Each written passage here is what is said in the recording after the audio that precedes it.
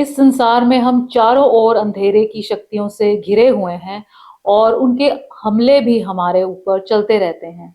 उनका काम हमें परमेश्वर से दूर करना है और हमारा परमेश्वर के साथ एक क्लोज रिश्ते में और उनके बल में चलना है। हमारे पास सबसे बड़ा हथियार परमेश्वर का हाथ है, जो हर पल हमारे ऊपर हमें सुरक्षा और बल देता है। हमारे इस जीत में चलने में क्या रुकावटें आती हैं और उन पर हम जय में कैसे चल सकते हैं, आज हम इसी टॉपिक पे बात करेंगे। पहले सुनते हैं परमेश्वर का वचन।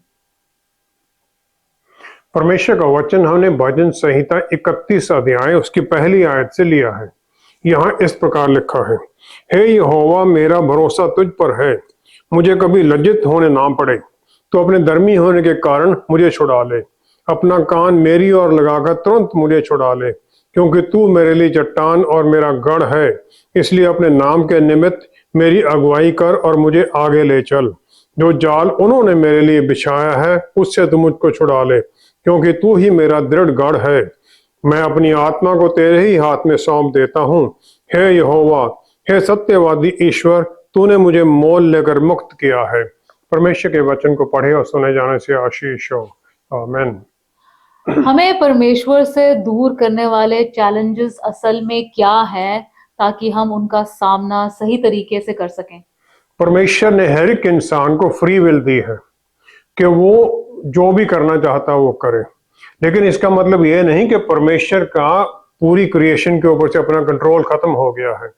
वचन के अनुसार परमेश्वर जो उनके बुलाए हुए हैं, जो उनसे प्यार करते हैं, जो उनके पर्पस के लिए बुलाए गए हैं, रोमियो 8:28 के अनुसार उनके लिए सब बातों में भलाई ही उत्पन्न करते हैं। हर चीजों में, हर बातों में परमेश्वर हर परिस्थिति में, क्योंकि उनकी परिस्थिति उनके कंट्रोल में है, वो काम करते हैं, और जो उनके दिए हुए कामों को पूरा करने के लिए आगे बढ़ते हैं वही आशीषित होते हैं। यूहन्ना 21 की 15 से 17 आयत में, जी उठने के बाद प्रभु यीशु ने पतरस रसूल ने पूछ लिया, साइमन योना के पुत्र, क्या तू मुझसे इन सब से ज्यादा प्यार करता है? पतरस रसूल को इसके बाद पूछने के बाद चिंता जरूर हुई होगी, क्योंकि इसमें फॉर्मल एड्रेस है, साइमन योना के पुत्र। उसने उत्तर दिया, हाँ प्रभु, आप जानते हैं कि मैं आपसे प्यार करता हूं। प्रभु यीशु ने अगापे शब्द का इस्तेमाल किया और पतरस रसूल ने उत्तर में फिलियो का इस्तेमाल किया, प्यार के लिए। हम इन दो बातों पर, दो शब्दों पर फोकस ना करें, हम ये देखें कि प्रभु यीशु ने उसे पूछा क्या। पहला यह था कि क्या पतरस प्रभु यीशु को अपने जो उसके साथी थे उनसे ज्यादा प्यार करता है, उनसे ज्यादा प्यार करता हो, प्रभु यीशु से कम करता हो। दूसरा ये कि क्या उसका प्यार, उसका जो प्रोफेशन था मछली पकड़ने का, या उसकी जो पोजीशन थी उससे ज्यादा था। और तीसरा ये कि क्या वो प्रभु यीशु को दूसरे चेलों से ज्यादा प्यार करता था, वो कम करते थे, प्रभु ये ज्यादा करता था। ये हमें तीन बातें सिखाती है। पहला ये कि प्रभु यीशु हर पल हमारी फेलियर्स को माफी देने के लिए तैयार हैं, जबकि हम उठें, उनकी अधीनगी में आ जाएं और फिर हम तैयार हो जाएं नई जिम्मेवारियों के लिए, उनके द्वारा इस्तेमाल किए जाने के लिए। दूसरा ये है कि हमें ये समझना पड़ेगा कि डिसाइपलशिप के लिए हमेशा कुछ ना कुछ कॉस्ट जरूर हमें देनी पड़ेगी। हमें तैयार होना पड़ेगा ताकि जो हमसे वो बड़े काम करवाना चाहते हैं उसको करने के लिए हम जो हमारी छोटी छोटी इच्छाएं हों उनको छोड़ दें, क्योंकि खाली हाथ ही पकड़ने के लिए तैयार होता है, मुट्ठी बंद में कुछ भी नहीं दिया जा सकता है। तीसरा ये है कि हमारे जीवन की जो प्रायोरिटीज हैं वो सही होनी चाहिए। सबसे पहले प्रभु यीशु, दूसरे लोग उसके बाद में, और मैं सबसे पीछे। मेरा अपना जो मंतव्य है सबसे पीछे होना चाहिए, हर वक्त, हर समय। प्रभु यीशु ने जब ये सवाल तीसरी बार पूछा तो उन्होंने वही शब्द फिलियो इस्तेमाल कर दिया जो पतरस रसूल ने इस्तेमाल किया था, जो हर बार वो कह रहा था। प्रभु यीशु हमारे लेवल पर आने के लिए तैयार हैं ताकि फिर हमें वो अपने लेवल पर उठा सके, अगर हम तैयार हैं उनके मकसद के लिए काम करने के लिए। फिर वो हमारे लिए सब चीजों को भलाई की तरफ बदल सकते हैं। जब मैं कश्मीर में पोस्टेड था तो एक ऑपरेशन के दौरान हमने 2 टेररिस्ट को ऊपर में लकड़ी की छत के ऊपर छुपा हुआ देखा। तो मैं 2 सोल्जर्स के साथ एक दीवार पर चढ़ा कि हम उनको वहां से निकाल सकें। ऊपर से उसने मेरे ऊपर AK-47 का बस्ट फायर कर दिया, क्योंकि मैं बड़ा टारगेट था, ऑफिसर था, उसे दिखाई भी दे रहा था। लेकिन परमेश्वर हर पल कंट्रोल में रहते हैं।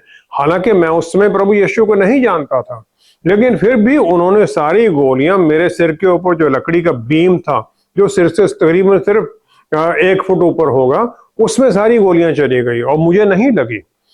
जो टेररिस्ट था उसकी फ्री विल थी कि वो सरेंडर कर दे या फायर कर दे। उसने दूसरी ऑप्शन चुनी, फायर कर दिया। हालांकि उसको ये नहीं पता था कि यिर्मयाह 29:11 के अनुसार, 29:11 के अनुसार मेरे जीवन में परमेश्वर की भविष्य और आशा की प्लान काम कर रही थी और मुझे वो मौत से बचा लिया उन्होंने। हमारे जो दुश्मन हैं वो अपनी फ्री विल को इस्तेमाल करते हैं हमारा नुकसान करने के लिए, लेकिन परमेश्वर उसी बात को बदल देते हैं हमारे लिए, ताकि हम कोई महत्वपूर्ण सबक सीख सके और हम तैयार हो जाएं और फिर हम नए और बड़े चैलेंजेस का सामना करने के लिए तैयार होने लग जाते हैं। लास्ट सफर के दौरान प्रभु यीशु ने अपर रूम में 12 चेले उनके साथ थे। यूहन्ना 13:26-27 के अनुसार जब यहूदा इस्करियोती ने वो रोटी का टुकड़ा लिया तो शैतान उसके अंदर घुस गया। चैलेंज ये नहीं है कि हमारे जो बाहर दुश्मन है हम उनको देखें, चैलेंज ये है जो दुश्मन हमारे अंदर है हम उसको पहले संभालें। हमारे डर, हमारे शक, हमारी बुरी इच्छाएं, ये हमें दूर लेके जाती हैं। और एक विश्वासी का सही में दुश्मन है कौन? हर चीज जो हमें परमेश्वर से और उसकी सुरक्षा से दूर लेके जाती है वो हमारा दुश्मन है। भजन संहिता 91 में 9वीं-10वीं आयत में लिखा गया है, ये हे यहोवा तू मेरा शरण स्थान ठहरा है, तूने जो परमेश्वर का अपना भय को अपना धाम मान लिया है, इसलिए कोई विपत्ति तुझ पर ना पड़ेगी, ना कोई दुख तेरे डेरे के निकट ना आएगा। जिसने उसे मान लिया है अपना शरण स्थान, उसके नजदीक कोई विपत्ति नहीं आएगी। लेकिन एक जो ही कोई फर्स्ट साइन आता है ना, बैड मेडिकल रिपोर्ट गलत आ गई, कोई किसी तरह की तकलीफ आ गई, हम इधर उधर देखने लग जाते हैं चारों तरफ उसका हल निकालने के लिए। आखिर में हम प्रभु यीशु की तरफ मुड़ते हैं, जबकि सबसे पहले हमें उनकी तरफ मुड़ना चाहिए और उन्हीं की तरफ मुड़ना चाहिए, किसी और तरफ नहीं। सलीब के ऊपर प्रभु यीशु ने पिता परमेश्वर की एब्सेंस महसूस कर ली। वो पवित्र परमेश्वर, पवित्र हैं प्रभु यीशु, उनके ऊपर हमारे सब पाप डाल दिए गए, हर तरह का पाप उन पर डाल दिया गया। और फिर मार्कुस 15:34 के अनुसार उन्होंने कह दिया, हे मेरे परमेश्वर, हे मेरे परमेश्वर, तूने मुझे क्यों छोड़ दिया? प्रभु यीशु जो परमेश्वर के पुत्र हैं, उन्होंने ये महसूस किया कि उनके साथ परमेश्वर का हाथ नहीं है। यूहन्ना 19:28 में उस तकलीफ में भी, उस दुख की घड़ी में भी, आधी रात से उनके ऊपर यातनाएं डाली जा रही थी, 6 घंटे वो सलीब पर थे, फिर भी प्रभु यीशु ने पहले ये चेक किया यूहन्ना 19:28 के अनुसार कि जो कुछ भी था सब पूरा हो गया है। फिर लूका 23:46 के अनुसार, लूका 23:46 के अनुसार फिर उन्होंने कह दिया, हे पिता, मैं अपनी आत्मा तेरे हाथों में सौंपता हूं, into your hand I commit my spirit. जो अंधेरा, हमारे पापों का अंधेरा, उस समय तक का पाप लोगों के, जब तक के प्रभु यीशु ने यहां आकर अपना पवित्र राज्य स्थापित नहीं कर देना है, तब तक सालों साल के पाप उनके ऊपर डाल दिए गए, पूरा अंधेरा उन पर डाल दिया गया। और लेकिन वो अंधेरा भी उनके विश्वास को, कि पिता का पुत्र के लिए जो प्यार है, उस विश्वास से डगमाए नहीं। वो उन्होंने अपनी आत्मा उन्हें समर्पित कर दी। आखिर में जो जीवते वचन हैं वो पूरी तरह से वचन से परिचित हैं, प्रभु यीशु वचन से पूरी तरह परिचित थे, और वो राजा दाऊद की उस बात को पूरी तरह मानते थे कि जो राजा दाऊद ने कही थी कि तुम मेरे प्राण को शियोल की अंधेरे में नहीं जाने दोगे और तुम अपने पवित्र को करप्शन नष्ट नहीं होने दोगे। और जब हम दुख में होते हैं या हम खुशी में भी होते हैं, बहुत लोग डगमगा जाते हैं और फिर अपने कंधे के ऊपर पीछे को देखते रहते हैं कि कहीं और तो कुछ नहीं आ रहा है, कोई नई तकलीफ तो नहीं आने वाली है। खुशी में भी देखते हैं कुछ और ना हो जाए। अय्यूब की पुस्तक 3रा अध्याय उसकी 25 आयत में अय्यूब के बेटे उससे मर गए थे, सारा उसका धन दौलत छिन गया। उसके 3 दोस्त उसको यातना देने के लिए आ गए, लेकिन अय्यूब ने फिर उस समय कहा, सच्चाई बताई उसने कहा कि क्योंकि जिस डरावनी बात से मैं डरता हूं वही मुझ पर आ पड़ती है, और जिस बात से मैं भय खाता हूं वही मुझ पर आ जाती है। अय्यूब की पुस्तक 3रा अध्याय 25 आयत में, जिससे मैं डरता हूं। जो भी चीज से हम डरते हैं हम उसे अपनी तरफ अट्रैक्ट करने लग जाते हैं और हम उसके अधीनगी में आने लग जाते हैं, और फिर हमारे जीवन में शैतान काम करने लग जाता है और हमें तकलीफ में डाल देता है। इब्रानियों की पुस्तक उसका 12वां अध्याय उसकी पहली 2 आयत में पौलुस रसूल ने इब्रानियों की इस पत्री में हमें पूरी तरह से ये भेद बता दिया जीत का। उन्होंने कहा, तो आओ हर एक रोकने वाली वस्तु और उलझाने वाले पाप को दूर करके वह दौड़ जिसमें हमें दौड़ना है धीरे से दौड़ें, और विश्वास के कर्ता और सिद्ध करने वाले यीशु की ओर ताकते रहें।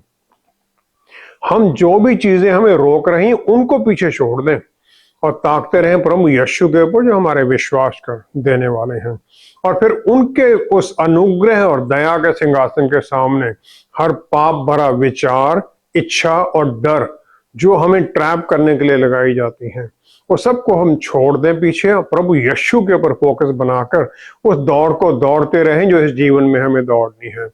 फिर भजन संहिता 91, भजन संहिता 91 की जो वो बात है 11वीं आयत में फिर वो पूरी होने लग जाती है। वो कहते हैं, क्योंकि वह अपने दूतों को तेरे निमित्त आज्ञा देगा कि जहां कहीं तू जाए वे तेरी रक्षा करें। फिर परमेश्वर हमारी रक्षा करने लग जाते हैं जब हम ये सब कुछ करते हैं।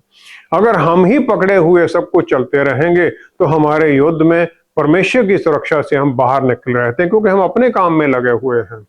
परमेश्वर से हम दूर हो जाते हैं और फिर हम डगमगाकर हार में चले जाते हैं। प्रभु यीशु ने चेलों को चेतावनी दी कि इस संसार में हमारे सामने कलेश होंगे। परमेश्वर अपने बच्चों को ऐसे संताप का सामना करने के लिए तैयार कैसे करते हैं? यशाया नबी की पुस्तक उसका 6ठा अध्याय उसकी 5वीं आयत से आगे, यशाया नबी ने परमेश्वर के भवन में उनकी महिमा को देखा और फिर वो चिल्ला उठा। उसने कहा, हाय हाय मैं नष्ट हुआ, क्योंकि मैं अशुद्ध होंठ वाला मनुष्य हूं और अशुद्ध होंठ वाले मनुष्यों के बीच में रहता हूं। वो इज मी, उसने ये कह दिया। एक सिराफ ने फिर उसके होंठों को, उसके मुंह को छू दिया, जिस एक कोयले के साथ, जो उस कोयला उसने परमेश्वर के उस जो सिंहासन उसके नीचे ऑल्टर से निकाला था। सिराफ ने फिर उसे कह दिया यशायाह नबी को कि देख, इसने तेरे होंठों को छू लिया है, इसलिए तेरा अधर्म दूर हो गया और तेरे पाप क्षमा हो गए। उसके पापों की माफी मिल गई, उसके होंठों को शुद्ध, मुंह को शुद्ध कर दिया गया। फिर परमेश्वर ने एक सवाल पूछा भवन में, और जो सवाल था वो सिराफ से नहीं था। उन्होंने एक जनरल स्टेटमेंट दी जो कि है यशायाह के लिए थी। उन्होंने कहा, किसको भेजूं, कि कौन हमारे लिए जाएगा, हम किसको भेजूं? और यशायाह नबी ने कह दिया, मैं हूं, मुझे भेजो। और फिर उन्हें आज्ञा दी गई, परमेश्वर ने उसे आज्ञा दी कि तुम जाओ और लोगों को बताओ, go and tell this people. उसे काम दिया गया था बताने के लिए।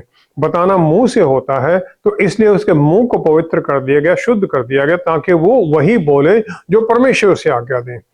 प्रभु यीशु 3 साल तक अपने चेलों के साथ उन्हें सिखाते हुए उन्हें जो उनका काम आगे होना है उसके लिए तैयार करते थे। फिर यूहन्ना 13 की पहली 3 आयत में, पहली आयत में लिखा है, उन अपने लोगों से जो जगत में थे जैसा प्रेम वह रखता था, अंत तक वैसा ही प्रेम रखते रहे। प्रभु यीशु उनके साथ वैसे ही प्रेम करते रहे आखिर तक। और फिर वो जो लास्ट सपर है उसमें वो सडनली उठते हैं, जो उनके ऊपर वाले वस्त्र वो उतार देते हैं, एक अंगोछा बांध लेते हैं और चेलों के पैर धोने लग जाते हैं। फिर 7वीं आयत के अंदर हम देखते हैं पतरस रसूल ने उससे पूछा कि प्रभु आप मेरे पैर भी धोएंगे? तो प्रभु ने उससे उत्तर दिया, जो मैं करता हूं तू इसे अभी नहीं जानता, परंतु इसके बाद समझेगा। अभी तेरे को नहीं समझ आएगी। जो चेलों के पैरों को धोना था, हम ये सोचते हैं, कहा जाता है प्रभु यीशु ह्यूमिलिटी में, दीनता में आ गए और इसके अलावा उसमें कुछ नहीं था। और इसी लेकिन उसमें इसमें क्या बात थी जो वो चेले नहीं समझ सके? दीनता में आने सबको उनको दिखाई दे ही रहा था। निर्गमन 30 की 19-20 आयत में हम देखते हैं मूसा ने एरोन और हारून और उसके बेटों को सेवा में आने से पहले उन्हें आज्ञा दी कि भवन में जाने से पहले अपने पैरों को धो लेना, हाथ पैर धोकर जाना, नहीं तो तुम मर जाओगे। परमेश्वर की आज्ञा थी। जो प्रीस्ट थे वो ना तो परमेश्वर की मिनिस्टर कर सकते थे, उनकी सेवा में चल सकते थे, ना ही किसी तरह की सैक्रिफाइस दे सकते थे जब तक कि वो रिचुअल जो क्लेंजिंग का काम था उससे ना शुद्ध हो जाए। और ये सफाई किस चीज की थी? जो इस दुनिया के चलन है उससे वो अलग हो जाए, उससे वो बदल जाए। कोई भी परमेश्वर की हजूरी में उनकी सर्विस में नहीं जा सकता है जब तक कि इस दुनिया के कामों को छोड़कर पवित्रता और सच्चाई के कामों में उनकी तरफ ना जुड़े। अगर जो हमारा माइंड है अगर वो पवित्रता के कामों की तरफ नहीं जुड़ता है, तब हम उनके कामों में सही तरीके से नहीं चल सकते हैं। जो अटोनमेंट, जो माफी की सैक्रिफाइस जो हाई प्रीस्ट देता था साल में एक बार पुराने नियम में, वो पापों की मुक्ति के लिए था। पहले अपने पापों की मुक्ति के लिए करता था, फिर उसके बाद में पूरे इजरायली लोगों के पापों के लिए मुक्ति मांगता था वो। फिर यूहन्ना 13 की 8 से 11वीं आयत में जब पतरस रसूल ने ऑब्जेक्ट किया तो फिर उसे बता दिया गया, प्रभु यीशु ने उसे कह दिया, यदि मैं तुझे ना दूं तो मेरे साथ तेरा कुछ भी साझा नहीं, तेरे साथ मेरा कोई हिस्सा नहीं है। फिर पतरस रसूल ने कहा, प्रभु मेरे हाथों पैरों को नहीं बल्कि मेरे सिर को भी धो दे। तो प्रभु ने उसे कह दिया, जो नहा चुका है उसे पांव के सिवा और कुछ धोने की आवश्यकता नहीं। नहा चुका है जिसका बपतिस्मा हो चुका है, जिसे पापों की माफी मांग ली है। लेवी व्यवस्था 8 की 23-24 आयत में, लेवी व्यवस्था 8 की 23-24 आयत में हम देखते हैं कि हारून ने जो बलि का लहू था, बलि के बकरे का लहू था, उसे थोड़ा लिया और हारून के दाहिने कान के सिरे पर, उसके दाहिने हाथ और दाहिने पांव की अंगूठे पर लगाया। और फिर यही उसने उनके बेटों के साथ भी किया। अब उसके कान पर लगाया ताकि वो वही बातें सुने, पवित्रता और सच्चाई की, जो परमेश्वर उसे सुनाना चाहते हैं। याजक है वो, महायाजक है। हाथ है ताकि उसके काम भी परमेश्वर की इच्छा के अनुसार हो। अंगूठे के ऊपर पैर का ताकि उसका चलन भी परमेश्वर के कामों के अनुसार हो। और ये अनॉइंटिंग इसलिए की गई ताकि वो परमेश्वर के कामों के लिए तैयार हो जाएं। बपतिस्मे के समय पर हम पापों की माफी मांगते हैं, उस प्रकार हमारे सोल को, अंतर्मन को शुद्ध कर दिया जाता है और फिर सोल को पाप की प्रवृत्ति से हटकर परमेश्वर की तरफ जुड़ने में सहायता मिलती। पवित्र आत्मा परमेश्वर आ जाते हैं। फिर हमारा हर रोज आज्ञाकारिता में चलने का जो चलन है वो शुरू होना चाहिए जब प्रभु यीशु ने चेलों के पैर धो दिए। उन्हें इस प्रकार उन्होंने तैयार कर दिया कि तुम सच्चे और सही उनके गवाह बन जाओ। हमें पवित्र आत्मा परमेश्वर मिलते हैं इसको करने के लिए, ताकि हम चलने लग जाएं और ताकि हम उनकी गवाही दें। उनकी जो कुर्बानी है, उनका जी उठना, उनका स्वर्ग में उठाए जाना, और उसकी गवाही चेलों को उसके बाद में शुरू करना था। इसलिए उनके चलन में ठीक करने के लिए उन्हें यह बता दिया गया। यशायाह नबी को वचन बताना था, और यहाँ जो टास्क दिया गया है मत्ती 28 की 19 के अनुसार, चेले बनाओ। चेले बनाने में वचन बताना, वचन सिखाना और अपने चाल चलन के द्वारा भी उनके ऊपर प्रभाव डालना। भजन संहिता 1 अध्याय 1-3 आयत में जो एक आशीषित इंसान है उसके चलन के बारे में कहा गया है कि वो जो दुष्ट है उनकी संगति में नहीं चलता है। यूहन्ना रसूल ने जो वहां लेसन सिखाया गया था वो उन्हें याद रहा और फिर उन्होंने अपनी पहली ही पत्री में, पहली पत्री पहला यूहन्ना उसके पहले अध्याय में 6ठी आयत में उन्होंने कह दिया, 6ठी आयत में कहा, अगर हम उस कहते हैं कि हम उसके साथ हमारी सहभागिता है और फिर अंधकार में चले तो हम झूठे हैं और सत्य पर नहीं चलते। अगर हम अंधकार में चलते हैं, शैतान के कामों की तरफ जुड़ते हैं, तो परमेश्वर के साथ हमारी सहभागिता नहीं है। विश्वास हमारा हमारे चाल चलन के द्वारा दिखाई देता है कि हम रोशनी में चल रहे हैं, कैसे चल रहे हैं। भजन संहिता 119 की 105 में भजनकार कह देता है, तेरा वचन मेरे पांव के लिए दीपक है, मेरे रास्तों के लिए दीपक है।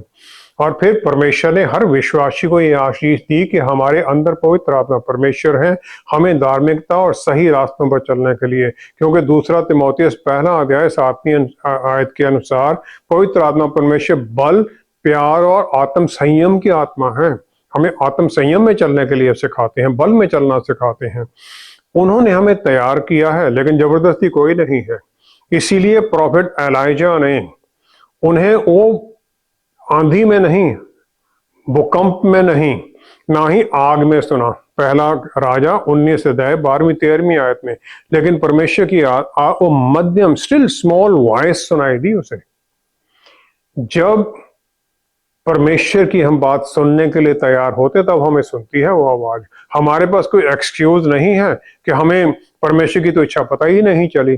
परमेश्वर के वचन में उनकी इच्छा बिल्कुल क्लियरली बता दी गई है। उन्होंने कहा, तुम धरती के नमक हो और इस दुनिया की रोशनी हो।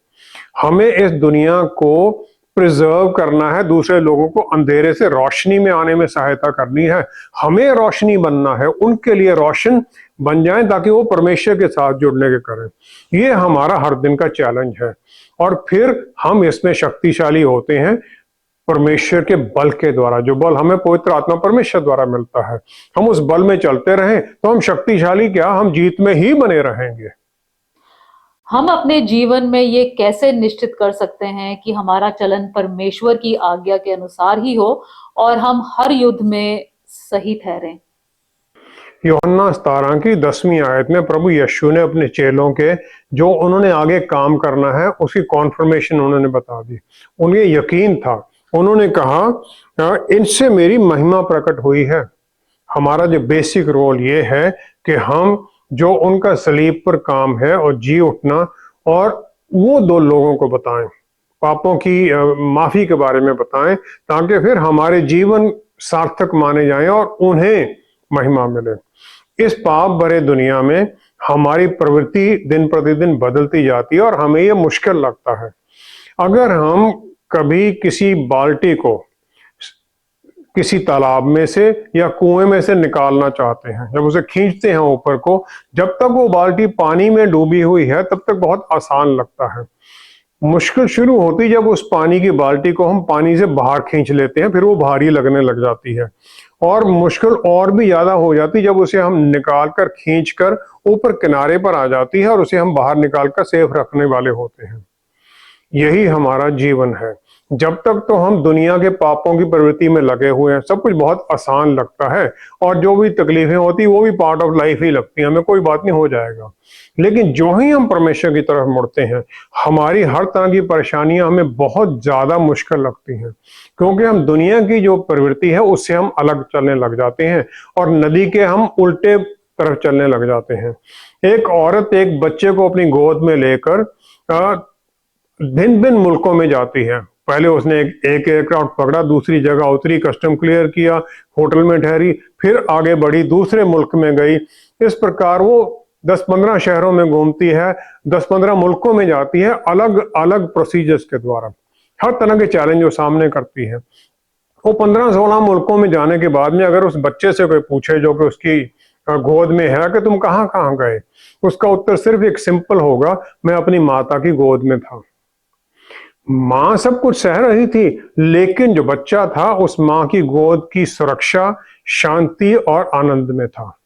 मत्ती 11 की 28 आयत में प्रभु यीशु ने हम सबको ये कह दिया है कि उन्होंने कहा कि बोझ से दबे लोगों मेरे पास आओ, मैं तुम्हें विश्राम दूंगा। बोझ से दबे लोगों मेरे पास आओ। हम अपने जो बोझ हैं अपने ऊपर उठाकर चलना चाहते हैं, हम उनके ऊपर विश्वास नहीं करते।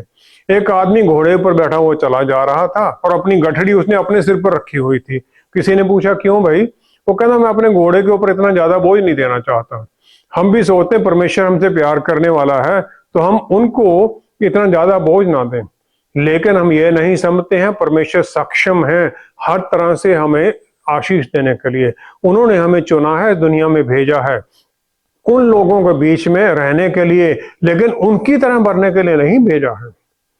उन्होंने 12 चेलों को चुना क्योंकि उन्हें आवश्यकता थी कि उनकी क्रूसिफिक्शन, जी उठने के बाद में और स्वर्ग में उठाए जाने के बाद में उन्हें यहाँ धरती पर काम करना था। हमें भी दूसरों की जरूरत पड़ती है पूरा काम करने के लिए, परमेश्वर ने जो हमें दिया है, तो हमें भी रिलायबल मित्र और पार्टनर चुनने की जरूरत है। हम भी उन्हें चुने।